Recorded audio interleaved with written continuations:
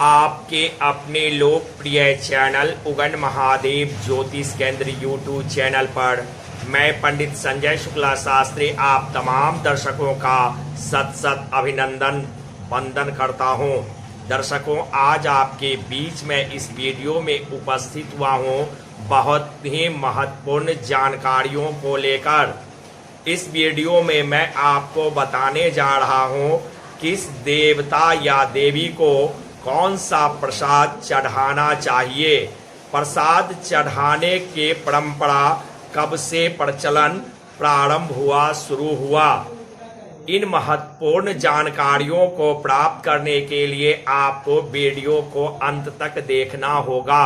और हाँ दर्शकों, अगर आप पहली बार इस चैनल से जुड़े हैं तो आपसे मेरा प्रार्थना है, बेनती है कि आप नीचे लाल वाले बटन को दबाकर चैनल को सब्सक्राइब कर बेल आइकन जरूर दबा दें, क्योंकि मैं प्रत्येक दिन पूजा पाठ, ज्योतिष शास्त्र, वास्तु शास्त्र, वेद पुराण में से किसी एक पर विशेष जानकारियां इस चैनल पर अपलोड करता हूं। और साथ ही साथ दर्शकों, आपसे मेरा निवेदन भी है कि आप अधिक से अधिक इस वीडियो को लाइक और शेयर जरूर करेंगे। तो लीजिए दोस्तों, आपके बहुमूल्य समय का ध्यान रखते हुए चर्चा को मैं आगे बढ़ाता हूं और कमेंट बॉक्स में आप जरूर लिखेंगे कि यह जानकारियां यह कैसी आपको लगी।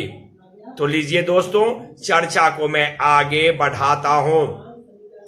कहा गया है कि जो कोई भक्त, ईश्वर कहते हैं, भगवान कहते हैं, पत्रं पुष्पम फलम तोयं यो में भक्त्यां प्रयक्षति तदहं भक्तयूप हृदयं श्रम्यामि प्रयत्नात्मनः।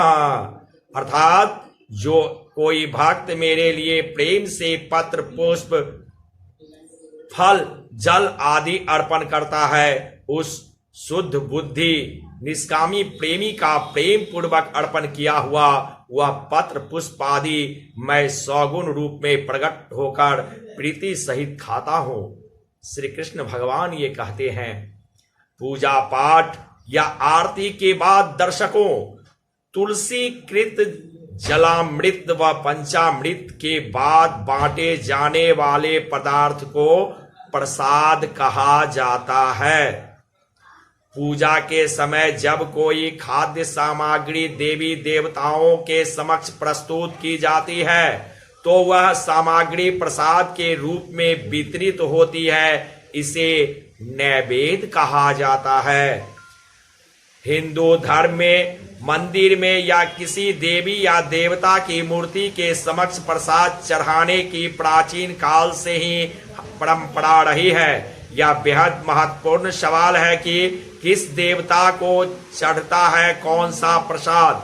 आजकल लोग कुछ भी लेकर आ जाते हैं और भगवान को चढ़ा देते हैं, जबकि यह अनुचित है। यह तर्क देना कि देवी या देवता को भाव के भूखे होते हैं, प्रसाद के नहीं, उचित नहीं है। दोस्तों, आजकल मनमानी पूजा और मनमाने त्योहार भी बहुत प्रचलन में आ गए हैं। प्राचीन उत्सवों को फिल्मी लुक दे दिया गया है।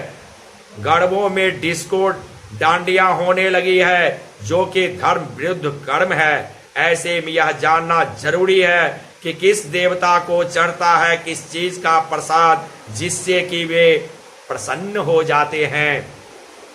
प्रसाद चढ़ाने का प्रचलन कब प्रारंभ किया गया? यज्ञ की आहुति भी देवता का प्रसाद है।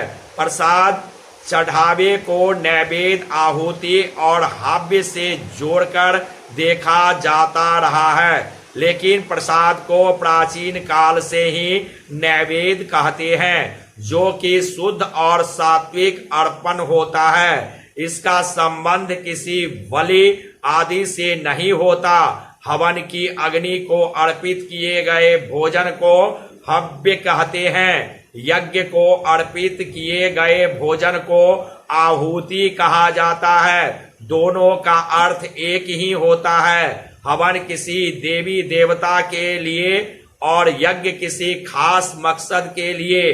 प्राचीन काल से ही प्रत्येक हिंदू भोजन करते वक्त उसका कुछ हिस्सा देवी देवताओं को समर्पित करते आए हैं। यज्ञ के अलावा वह घर परिवार में भोजन का एक हिस्सा अग्नि को समर्पित करता था। अग्नि उस हिस्से को देवताओं तक पहुंचा देती थी। चढ़ाए जाने के उपरांत नैवेद्य द्रव्य निर्मल्य कहलाता है। यज्ञ, हवन, पूजा और अन्न ग्रहण करने से पहले भगवान को नैवेद्य एवं भोग अर्पण की शुरुआत वैदिक काल से ही रही है। सतपथ ब्राह्मण ग्रंथ में यज्ञ को साक्षात भगवान का स्वरूप कहा गया है। यज्ञ में यजमान सर्वश्रेष्ठ वस्तुएं हवि रूप से अर्पण कर देवताओं का आशीर्वाद प्राप्त करना चाहता है। शास्त्रों में विधान है कि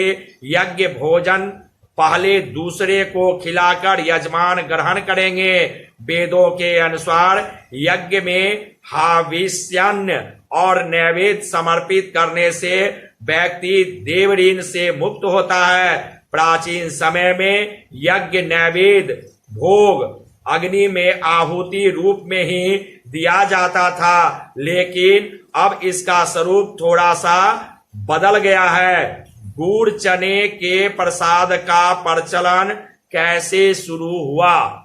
दर्शकों, अगले वीडियो में मैं यह जानकारियां आपको दूंगा।